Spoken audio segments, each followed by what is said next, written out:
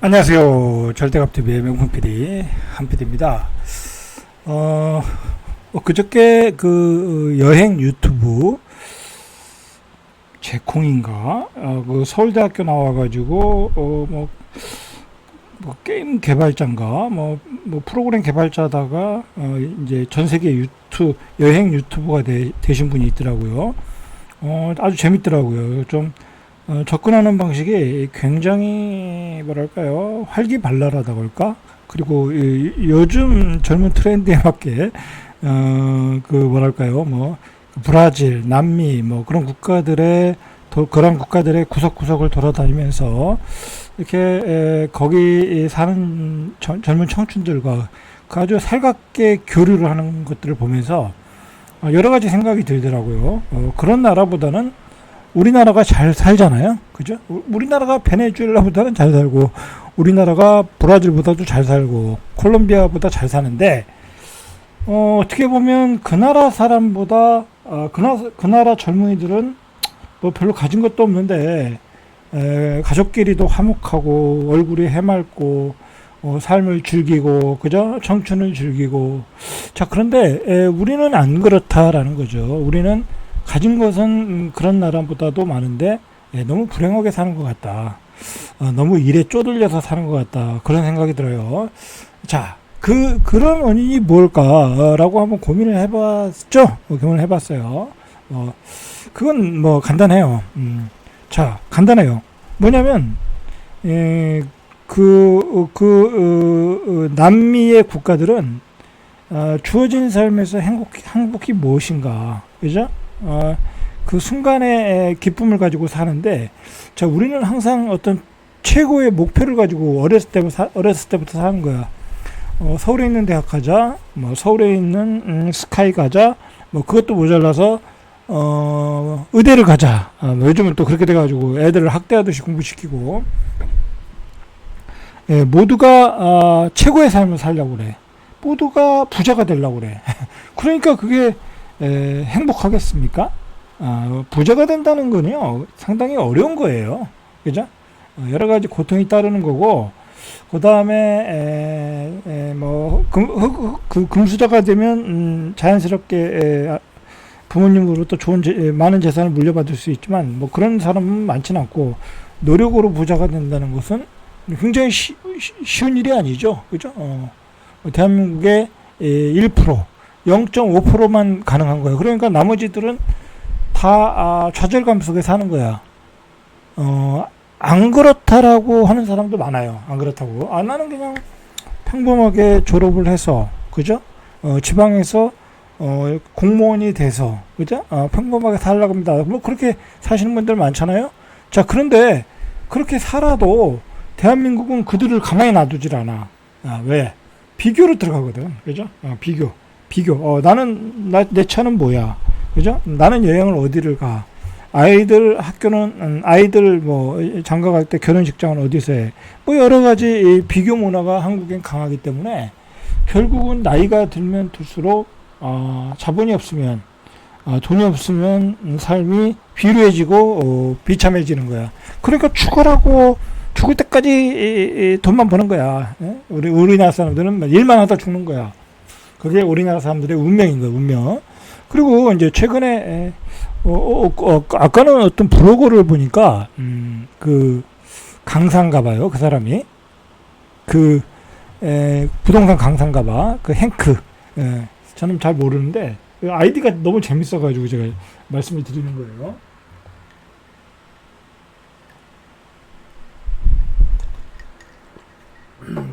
그, 뭐라고 그러죠? 그 필명이라고 그러죠? SNS 필명이 뭐냐면, 기필코 강남이야. 필명이 기필코 강남이에요. 부동산 강사님이. 그러니까, 자기가 강남에 어떻게, 흙수저로 태어나서, 뭐라더라? 돈이 정말 없었는데, 재개발을 통해서 강남에 입성을 해서 성공을 했나 보죠. 그래서 자산이 60억이 됐는데, 이제 그런 자기의 경력을 가지고 강의를 하는 거죠. 당신들도, 기필코 강남에 들어가라. 그런 이 필명을 통해서 우리가 알 수 있는 거야. 대한민국의 조금, 잘 살려고 하는 사람들, 그래도 이 사회에서 조금 중상층 이상으로 살려고 하는 사람들은 강남에 가는 게 다 목표구나. 뭐 저도 마찬가지겠죠. 그죠? 저도 돈 있으면 강남 가죠. 그게 어려워서 못 가는 거죠. 그죠? 자, 이렇게 되니까 삶이 참 힘들어지는 거야.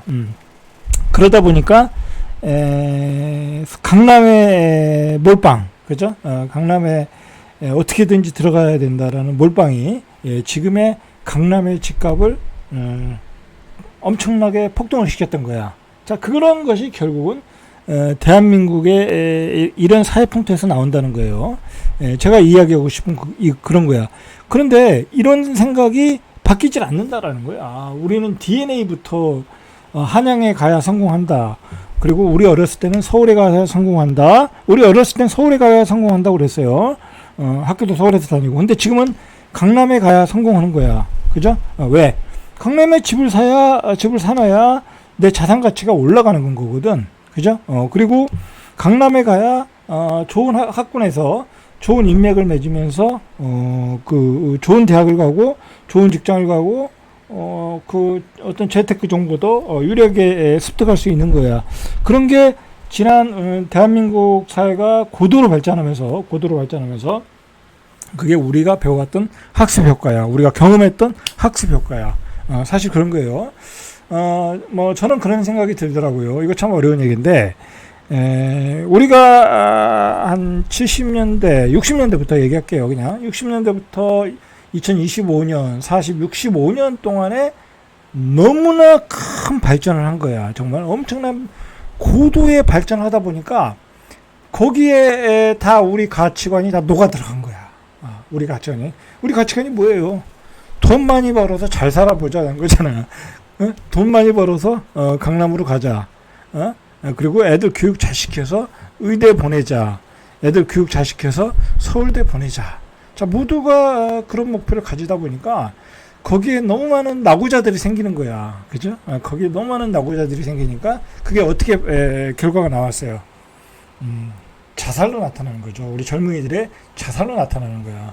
그리고 젊은이들이 좌절하고 집으로 들어가서 안 나와. 그게 은둔화로 나타나는 거예요. 은둔화.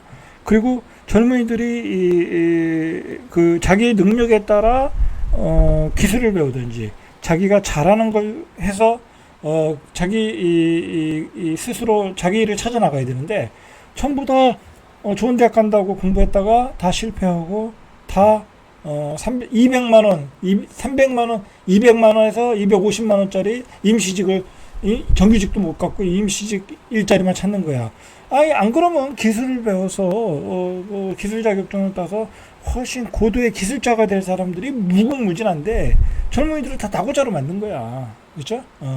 그러니까 이게 사회가 잘못된 거야. 잘못됐다라는 거는 누구나 아는 거지만 이 과정이 왜 그러냐? 우리가 65년 동안에 5,000년 역사에 너무나 큰 발전을 한 거야. 이게 어떻게 보면 빛과 그늘이죠. 빛과 그늘이야. 너무나 크게 발전하다 보니까 우리의 목표가 다 똑같아진 거야. 대한민국은 특히 이 기복적인 게 강하고 잘 살아야 된다는 생각이 강해. 그러나 우리가 다른 나라를 한번 보자고요. 다른 나라 젊은이들을 보자고. 선진국은 그렇다 치더라도 우리보다 못 사는 나라도 보면 그 나라의 젊은이들은 훨씬 더 행복하게 살고 있더라는 거야. 그런 점에서 우리가 한번 반성을 해야 된다. 라는 거죠. 그리고 중요한 거는 되돌릴 수 없는 길을 자꾸 가고 있는 거야. 되돌릴 수 없는 길을. 정치인도 되돌릴 수 없는 거야, 이거는. 그래서 젊은이들이 다 이 부산, 대구 그런 큰 광역시에서도 무조건 졸업하면 서울을 가야 돼. 안 가면 안 돼. 예? 안 가면 장가도 못 가. 그죠? 장가도 못 가. 자, 그러다가 이제 마지막 현상이 나타난 거야. 그 마지막 현상이 지방의 큰 손들도 이제 서울로 가자. 이제 지방의 부동산 가지고 있다가는 센 거지 되겠다. 그죠? 그래서 그게 통계로 나더라.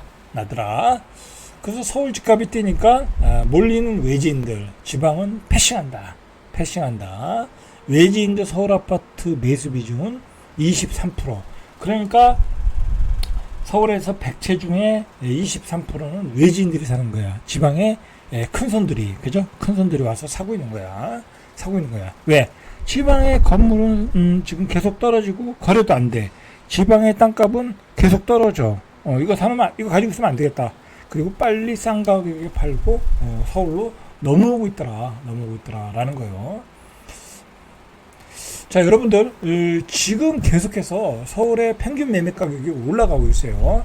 자, 지난 4월에 13억 2,965만원, 처음으로 13억을 넘었다는 거야. 서울의 평균 매매 가격이, 그게 3개월 만에 14억을 넘었다라는 거야. 제가 얼마 전에 얘기했죠. 서울의 이제 평균 가격이 15억 정도 될 가능성이 있다. 그러면 앞으로 10년 뒤에는 평균 가격이 30억이 될 가능성이 있다. 그렇게 될 가능성이 충분히 있어요. 왜 그러냐면 지방의 소멸도 빨라지고 지방의 가수요가 서울로 올라오려는 움직임도 거세지고 있고, 그렇죠?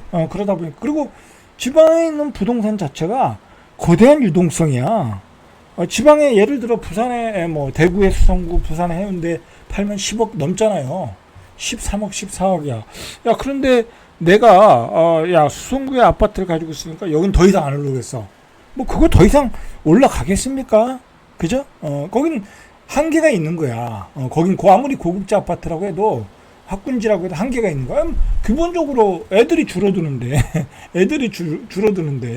그죠? 애들이 줄어드는데. 그리고 계속 새 아파트는 많이 짓잖아. 수성구도 많이 짓고, 해운대도 많이 짓잖아요. 그죠?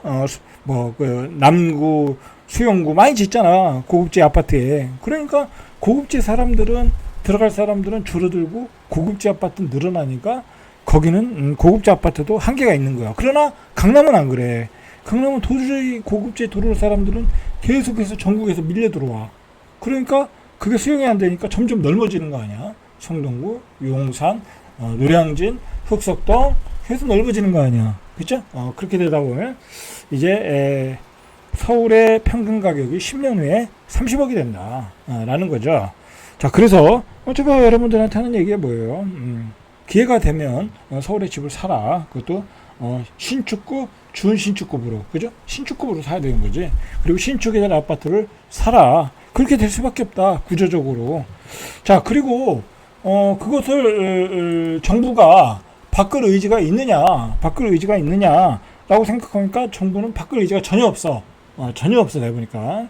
지난 20년 동안 이 정치권의 움직임을 보니까 노무현 대통령 돌아가시고 문재인 정부, 그 다음에 박근혜 정부, 그 다음에 윤석열 정부 그렇게 지나오면서 보니까 전혀 정부가 이 지역균형 발전은 관심이 없더라는 거예요. 그건 이미 판명이 났고, 그 다음에 이번에 국토부 장관이 뭐라고 그랬어요?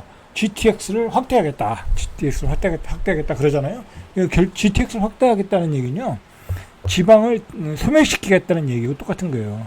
왜냐면 서울의 아파트가 모자르니까 서울로 출퇴근하는 거리에, 경기도에 GTX를 지어서 많은 아파트를 짓겠다라는 거잖아. 그죠? GTX가 들어서는데 4기 신도시, 5기 신도시가 왜 안 들어서냐고.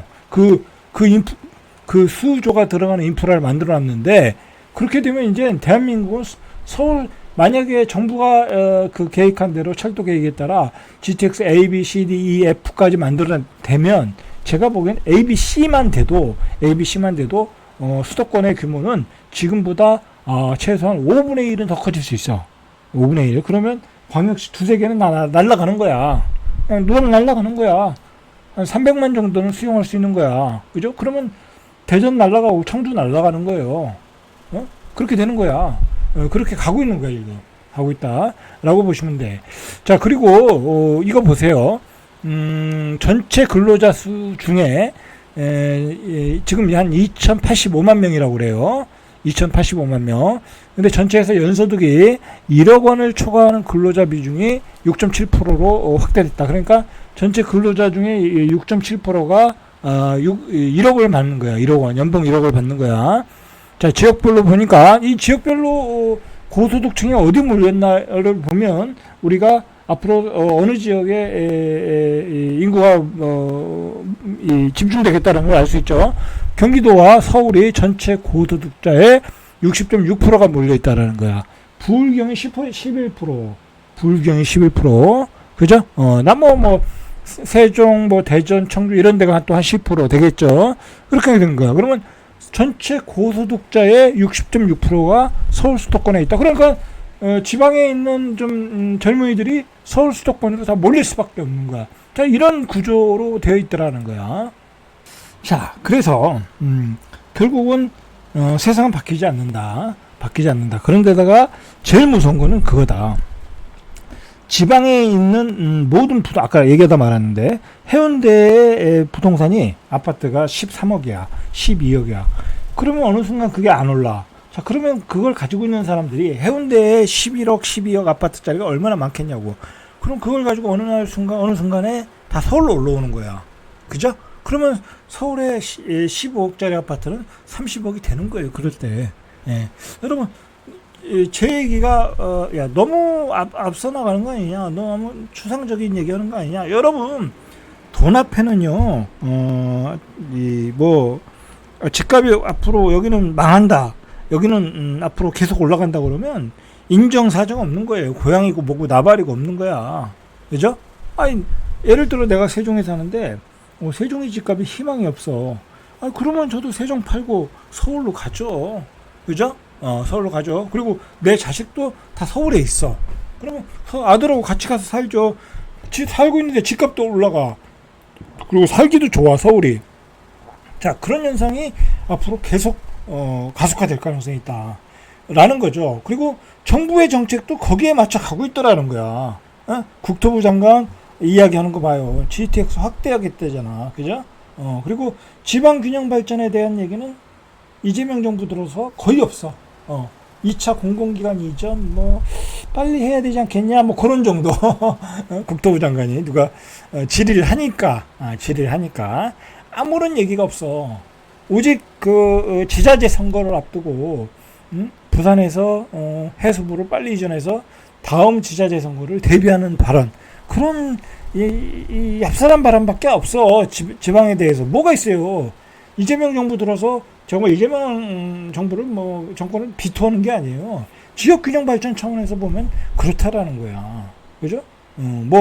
아무것도 없어요. 근데 그러니까 이런 그 방향은 계속해서 가속화된다. 대출 규제로 지금은 집값이 눌려 있지만 수요 억제를 하는 거잖아요. 수요 억제. 자, 그러나 이것도 잘 가야 6개월이다. 6개월밖에 안 간다. 이미 어디죠? 그 잠실의 주거 5단지 40억인가 41억인가 찍었죠. 신고가를 찍었잖아요. 그죠? 그리고 강남 청담동에서 또 고가 부동산은 떨어지질 않아요. 그죠? 고가 부동산 떨어지지 않아.